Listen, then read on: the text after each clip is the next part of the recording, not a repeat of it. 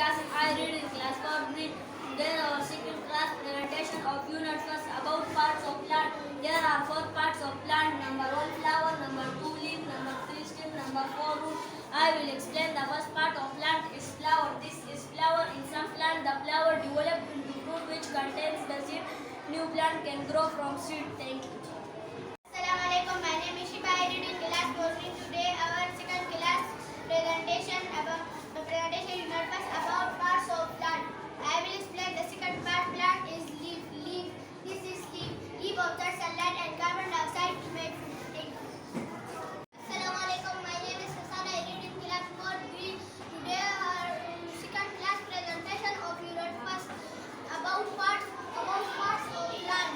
I will explain the third parts of plant system. This system support the plant and transport food and water. Thanks. Assalamu alaikum. My name is Musa. I read in class 14. Today our second class presentation of unit first about parts of plant. I will explain the fourth part of plant is root. These are root. Root hold the plant in place so the plant absorbs water and nutrient through